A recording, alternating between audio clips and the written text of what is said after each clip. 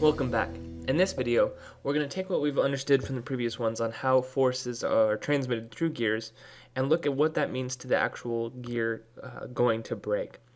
So there are a few ways that gears break, and we're going to mainly look at the likelihood that it's going to wear in fatigue or that it's going to wear in what's called pitting, which is a Hertzian stress. So there are four main ways that a gear can fail. So the first type is overload. An overload just means that the forces being transmitted is more than the gear tooth can take, and your gear tooth will break right away. This is exceeding capacity and will look like either reaching the yield point or the complete ultimate strength point. So when we check for yielding, that's what we're checking for, is whether the gear teeth is just going to straight up break. Fatigue is what we've looked at before, crack growth. So load and stress concentrations allow for minute cracks to grow over time, and if that force is large enough, eventually that gear tooth will just crack off. Wear is not something we're going to look at too much in this class because it's very context specific, but largely it's mechanical or chemical abrasion.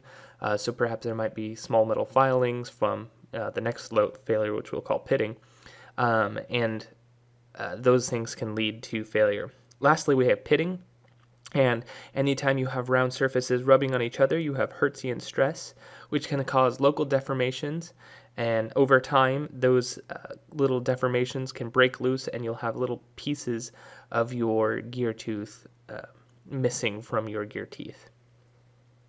So what we're going to do is we're going to look at the preliminary design of gears, which allows us to look at the Lewis bending equations and the surface durability. And then if we were to be doing a full-on gear design process, we'd move on to the AGMA standards, which we're not going to have time to get into too much in this class.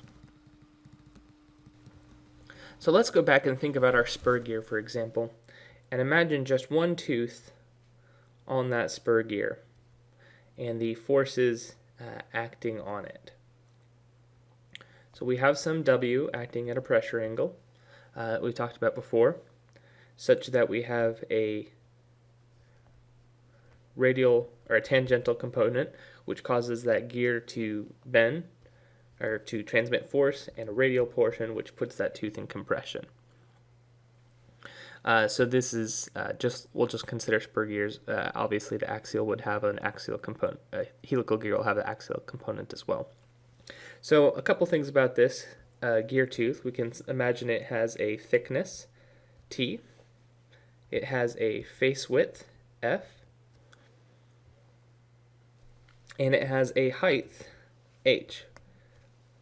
If we think of it that way, then this gear tooth can also be thought of as a beam in bending, where it is H long from the wall. It has a width of F, the face width, and a thickness T, and particularly what's important to us is that bending load. Of course, there is a radial load as well, but it's going to cause compression, and so it's actually going to be less, we're going to ignore it to be a little bit more conservative. Right. So now let's think about how that load acts over time. So we've got, if this is one particular gear tooth, basically nothing happens to it for a long time, then it engages, it reaches some maximum, and then it disengages. And then it engages again with that gear, and then disengages, and so on and so forth. Now, that's true if it's just a regular gear.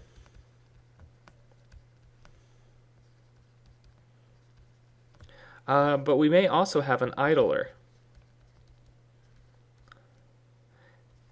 And an idler gear, it engages on one side, and then later it's going to engage on another side. So an idler gear tooth experiences fully reversed loading, whereas a regular gear experiences released loading. So this approximation as a gear tooth as a beam in bending is what leads to the Lewis bending equation. And the Lewis bending equation basically says that the stress due to bending of the gear tooth is related to the force that's causing that bending times the pitch divided by the face width and a Lewis bending factor. So this Lewis bending factor is a factor dependent on the number of teeth, and it's a way to account for the size of the tooth. So that's the basic formulation of the Lewis bending equation. However, that works if our analysis is statics. But no, gear teeth generally aren't just statically engaged. Instead, we actually have some dynamic forces and some velocity. So we include in this preliminary analysis a kV, which is going to be a velocity factor, which depends on the grade of the gear. So there are several different tables set up for the different velocity factors that you can calculate. One of them, for instance, if we are talking about cut or milled teeth, and we are using SI units, then we might say kV equals 1200 plus the pitch line velocity divided by 1200. And what this gets us is a factor 1 to 4 is probably a really high end. Probably need to pick a different grade if you're getting factors up to 4. And the pitch line velocity, as we talked about before, is feet per minute in in imperial units. Excuse me, this is for imperial units. And the SI units is meters per second. All right, so with that factor, then the equation that we're going to use is kV times that force and the pitch divided by the force, the face width, and the Lewis bending factor. So in the book or in your notes, you can see tables of the different kV formulations. And again, they're all just line fits of the best approach that they could come up with. So this is the equation of the Lewis bending factor that we're going to use for preliminary design.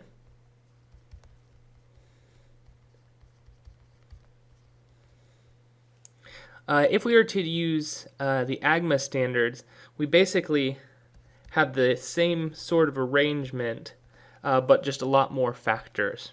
So instead, stress equals WT times the pitch over the face width and the Lewis bending factor. And then we have a bunch of factors. KO is for overload, KS is a size factor, KM is a load distribution factor, KV is our velocity factor. It's calculated a little bit differently in the AGMA standards. And KB is a rim factor for how that's spread out. So these are all just factors, which generally increase the stress value. All right, so in Chapter 14, the Strictly book, you can walk through the AGMA standards for spur gears, and then 15 does it for helical gears and bevel gears and whatnot. But like I said, we're going to mainly focus on a simpler version here. All we're not doing is calculating the other factors, which we need to have a little bit more information about our particular geometry of our gears in order to calculate. All right, so let's do a short example to see what this looks like in practice. Consider a spur gear that's transmitting a load from a motor at 4 horsepower and 1200 RPM. A little bit about this gear. The pitch is 8 teeth per inch. The face width, we'll call it 1 inch for now. Number of teeth is 20. Pressure angle, 20 degrees. And what we're interested to know is this thing going to break? Specifically, is it going to fatigue? So in order to do that, now we're jumping away from just what our force is and what our stress to actually knowing what is the material properties. So we're going to need to know an idea of what the thing's made out of. So let's say 1045 hot rolled steel. That'll give us values pretty close to what the surface will be. And it's going to be a machined milled surface.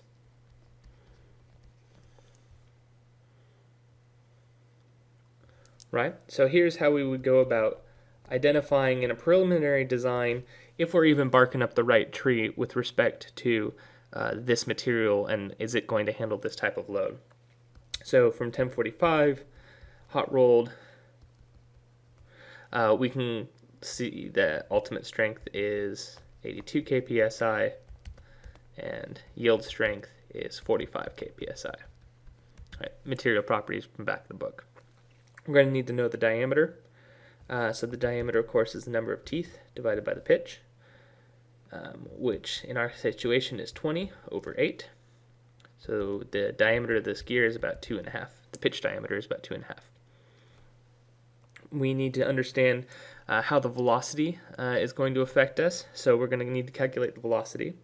So velocity is pi times the diameter times the speed, n, divided by 12, for the imperial system.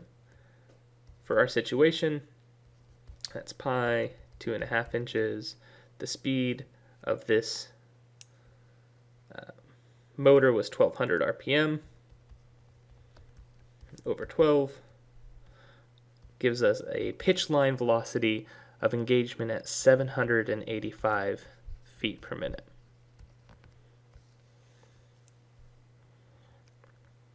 All right, so we know the relationship between horsepower and load such that our tangential load is 33,000 times our horsepower divided by our velocity. So this is a 4 horsepower motor, according to how I set it up, which tells us that with 785 and 4 horsepower, our tangential load being transmitted, which is going to cause the gear tooth to bend, is 186 pound force. Great. So now we need to know we've done forces. Now we need to do stress. So to do stress, we need to understand some the velocity portion of that. So we'll call it machined milled for now, which is that 1200 plus V arrangement. That gets us 1.65 as a velocity factor. We can look in the tables for 20 teeth on a 20 pressure angle gear, which is the tables that we have.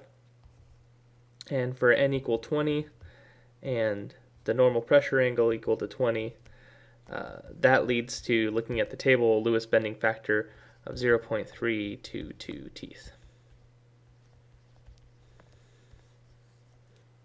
Putting these things together in our Lewis bending equation, we have kV times Wt, pitch, face width, Lewis bending factor.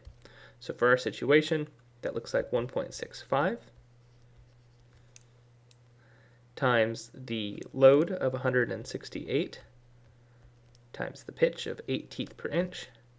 Face width was 1 inch, and the Lewis bending factor we just found of 0.322. This results in a stress of 6,900 psi, or 6.9 kpsi.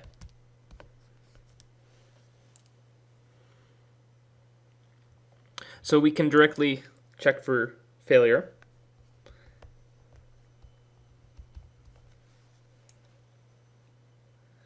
It's not going to yield, right? So we can check the 45 kpsi divided by our stress of 6.9 gets us a very large 6.5 factor of safety. We can say it's not going to yield.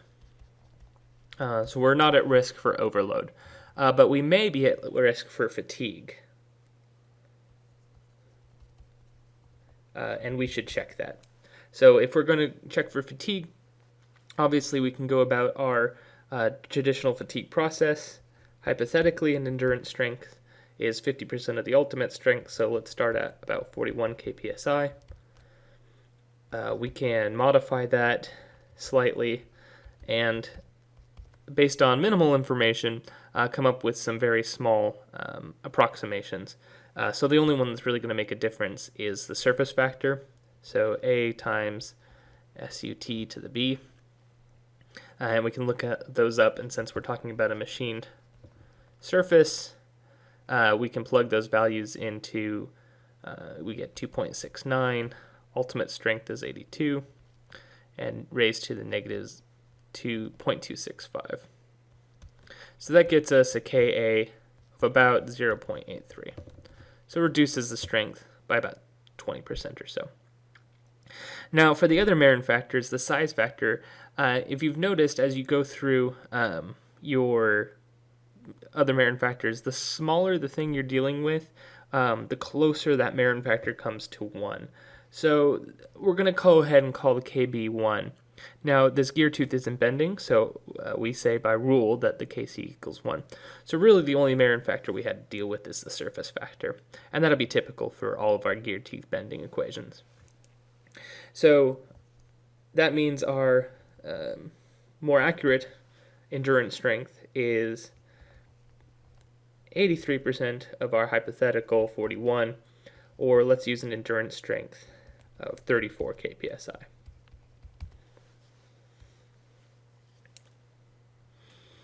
Now, since this is one gear interacting with another, our maximum stress that gear tooth is experiencing bending is 6.9 kpsi. And this is a single gear interacting with one other gear. So this looks like the bending, nothing, bending, nothing, bending, nothing, or a released load. So the sigma mean is going to be the maximum plus the minimum over 2, which, since the minimum is 0, is just going to be sigma max over 2. And sigma A, which is going to be the mean up to the max, is again going to be sigma max over 2.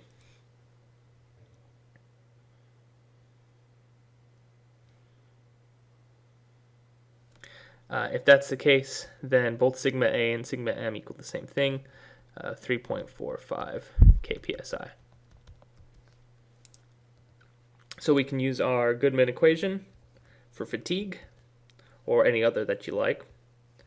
We'll have 3.45 over our endurance strength plus a mean of 3.45 over our ultimate strength.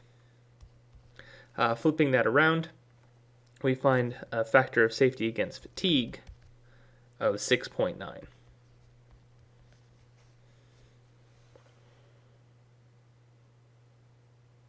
Now, if this was an idler gear, then our sigma mean would be 0, but our sigma A would be our sigma max, 6.9, which means that we would actually get a lower fatigue life if this was an idler gear. So that's something to keep in mind. It's important which type of gear this is.